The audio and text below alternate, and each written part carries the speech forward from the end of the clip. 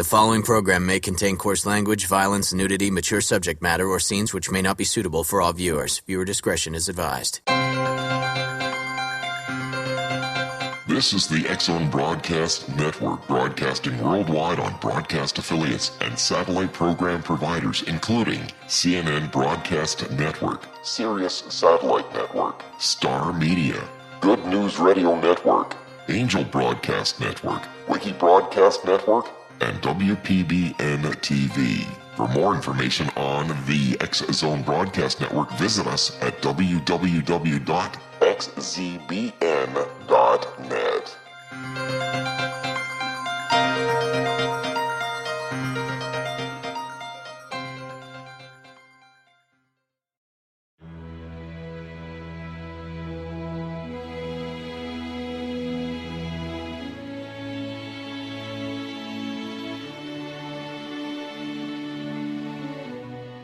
My name is Rob McConnell, and I would like to tell you about a very special lady that I have the pleasure of knowing, and that's Miss Sylvia Anthony. Sylvia Anthony believes the golden years are a time to gear up and get busy, not relax and take it easy. She has faced many hardships in her 84 years, but they have made her stronger and more determined. As founder and president of Sylvia's Haven, a shelter for women and their children near Boston, Sylvia has helped transform over 1,086 lives in the past 27 years, not only with housing, but also providing direction as to where they can go to develop the earning skills they want and need to live free from difficult domestic situations. Sylvia's Haven is everything to Sylvia Anthony, even calling it her magnificent obsession. Women who qualify for the program at Sylvia's Haven receive assistance via guidance counselors to find the appropriate job opportunity. Women and their children may remain at the housing for up to 2 years. At the end of this time, or sooner, a woman who is successfully employed and has an apartment or home may leave Sylvia's Haven to begin a new and independent life. Now this is where you come in to help make Sylvia's dream into a reality. Sylvia's dream is to have a Sylvia's Haven in every state to help as many women and their children as she can, and to help this dream come true, a crowdfunding site has been established which can be accessed at www.sylviasdream.org. Now that's www.sylviasdream.org. With your financial help and support, Sylvia Anthony will continue to help those in their time of need, not only in the Boston area, but with her dream of having a Sylvia's Haven in every state of the United States. Your help is needed to make Sylvia's dream come true. Please visit and give at www.sylviasdream.org. Once again, www.sylviasdream.org. And remember, the only difference between a dream and reality is just doing it. We need your help to make Sylvia's dream come true. Visit www.sylviasdream.org. Once again, www.sylviasdream.org. For the X-Zone Radio TV show and the X-Chronicles newspaper, I am Rob McConnell.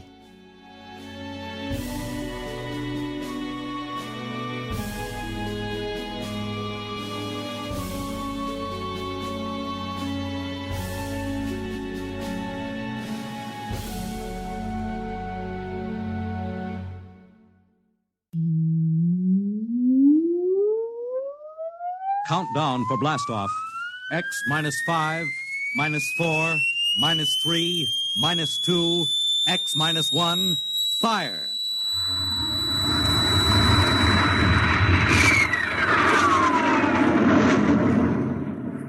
From the far horizons of the unknown come tales of new dimensions in time and space. These are stories of the future, adventures in which you'll live in 1,000,000 could-be years on 1,000 would-be worlds. The National Broadcasting Company presents X minus 1.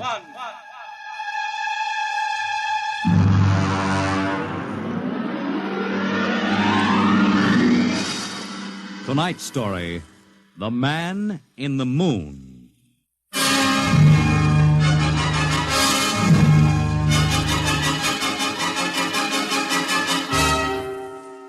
Attention, attention.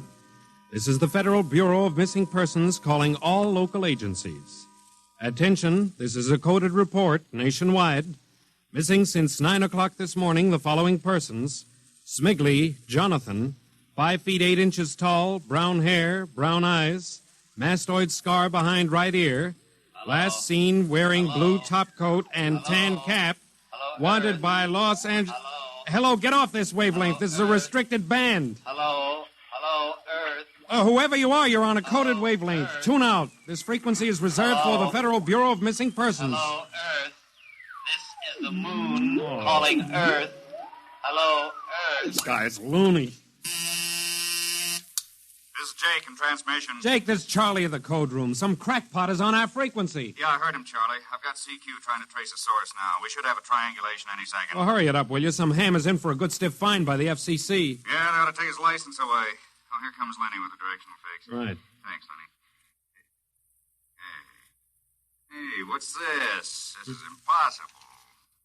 What's going on down there? How about it? Get that ham out of my kilocycles. Oh, listen, Charlie, unless this is a gag, that interference is being beamed from 240,000 miles away. Oh, now, Jake, you know there ain't no such thing as 240,000 miles away. Yes, there is, Charlie, straight up. Oh, now, wait a minute. Charlie, that signal is coming from the moon. Are you nuts? Oh, somebody might be bouncing it like a radar signal. Radar on this frequency? Where'd you study basic radio? Now, listen, Flathead, you asked for a fix. I gave the best fix our instruments can find. Take it or leave it. Somebody on the moon is calling the Bureau of Missing Persons.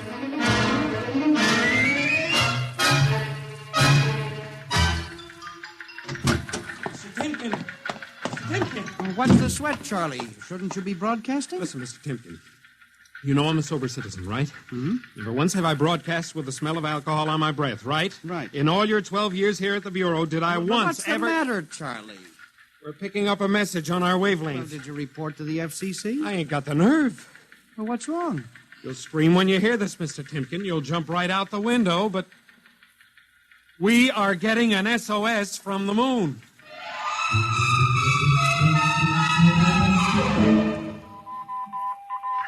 Well, that's it. He started on voice and switched to Morse. The way the signal repeats sounds like a phonograph record or automatic sender of some sort. Well, what's it say? Let's see here. Can you read me? Help. Otterburn. Will contact when moon is in phase. Let's have that again. Can you read me? Help. Otterburn. Will contact when moon is in phase. Otterburn. That sounds like a name, huh? Otterburn. Otterburn. Wait a minute. Something registered? Cornelius Otterburn. Holy jumping Jehoshaphat. Hey, where you gone? To talk to the chief. Hey, wait a minute. What are you going to tell him? We just got a CQ from the man in the moon? That's exactly what I am going to tell him, Charlie. Hey. Oh, this is just too much for me.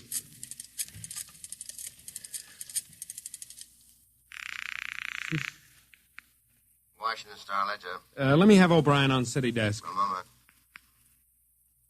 O'Brien? Seamus, Yeah? Charlie Starbuck down at the Missing Persons Bureau. You want a hot one? No kidding. This'll cost you a beer, okay? All right, shoot, Noodle Brain. I'll stay on your wavelength for 30 seconds. Okay. We just got a radio message from the moon. Yep. What? From the moon. Call me back when you're sober. Okay, Seamus, if you don't know a story when you see one, I'll send you the name of a good psychiatrist. So long, Orson Welles. How do you like that? He don't believe me.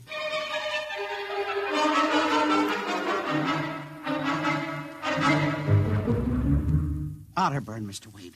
Now, does that name ring a bell? You're the man with the photographic memory, Henry. What about Otterburn? Cornelius Otterburn, atomic physicist, reported missing from his home in Baltimore on June 5th, 1945. Just 5 years ago. Vanished completely. Are you trying to tell me you really think there's something to this man of the moon business? Henry, I'm surprised at you. This is some crackpot trying to jam the airwaves. Yes, but the name Otterburn is so unusual. So are a lot of names. And I have a theory that... I was afraid of that. Henry, you always have a theory. Let's see, what was it last year? Oh, yes, that people disappear in occupational cycle. But it's true. Please, Henry, I'm a busy man. You expect me to believe that this Otterburn is sitting up on the moon, sending out shortwave messages? Well, he might be on Earth bouncing the messages off the moon, but who's to say he isn't on the moon? Henry, as chief of this bureau, I have my hands full trying to coordinate reports from 48 states and Alaska. I have no time to include the moon. But, Mr. Wade... Out, Henry. But, Mr. Wade... Out, I'm busy. Yes, sir. Oh, here. Take this folder of reports for the dead file. Yes, sir. And no more nonsense, eh, Henry? Yes, sir. I appreciate that you have a very dull job filing old missing persons reports, and I appreciate that you take an active interest in the affairs of the Bureau. But no more nonsense, huh? No, sir. No more nonsense.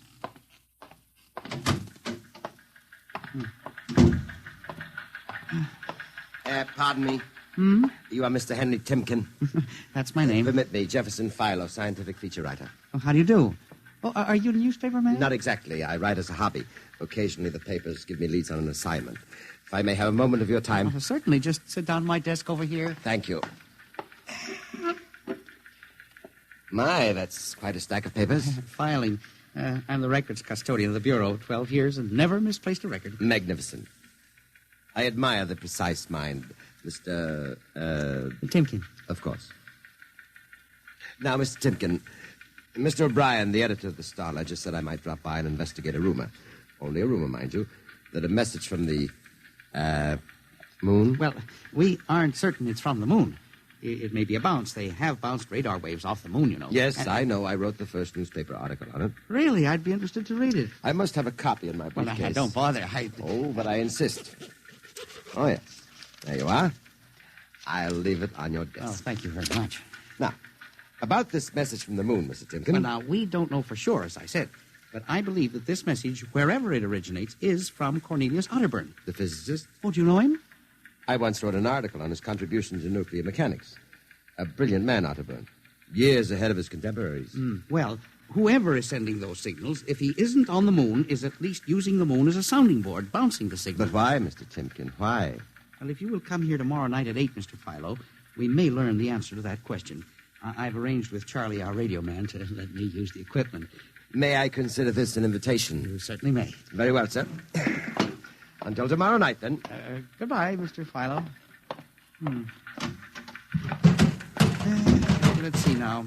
Aiken, Abelard, Abramson, Rono, Atch. Well, that's funny.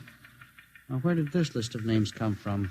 Paul Ahrens, astromathematician. Robert Simons, electronic engineer. Carl Parker, mining specialist. Well, this must have got mixed up with the papers on my desk by accident. Peculiar list of names.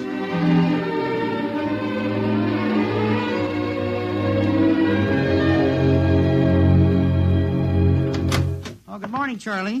Oh, hi, Mr. Timken. See, we made the papers. Oh? And how? And as the chief steamed up about it, he really gave me what for. What did the paper say? Oh, mostly ha-ha. Here's the Herald. Listen. Man on the moon contacts Missing Persons Bureau. Missing atomic scientists sitting on the moon, say Bureau experts, etc., etc. What a panning. Well, no wonder Mr. Wade is hopping. Say, about tonight, Mr. Timken, I don't Now, know. you promised you'd give me a key to the radio room. Yeah, but I didn't expect Well, this. I'll take full responsibility with Mr. Wade. It's time for the morning broadcast. We got quite a list today. Well, mind if I listen a while? We may hear Otterburn. Well, I ain't self-conscious. Just stick around. Yes. Attention. Attention. This is the Federal Missing Persons Bureau calling all local agencies. Nationwide. This is a coded broadcast. The following persons are missing.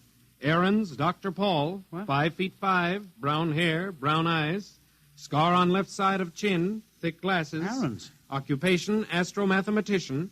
Missing since 6 o'clock this morning.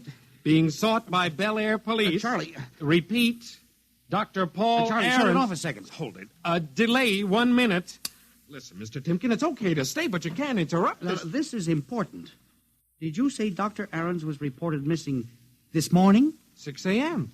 We got the report from Bel Air less than an hour ago. Are you certain, Charlie? Positive. What is this? Charlie, what's the next name on the list? Let's see. Simons, Robert, engineer. What? Came in less than 20 minutes ago. 20? Hey, what's the matter with you? You look like you've seen a ghost. It's nothing, Charlie, except that last night, quite by accident, someone left a list of names on my desk, and that list included the names of those 2 men who were reported missing within the last hour. What? Oh, that don't sound right to me. Well, it isn't right, Charlie. It leaves a big question to be answered. Who would make up a list of missing persons before they were missing, not after?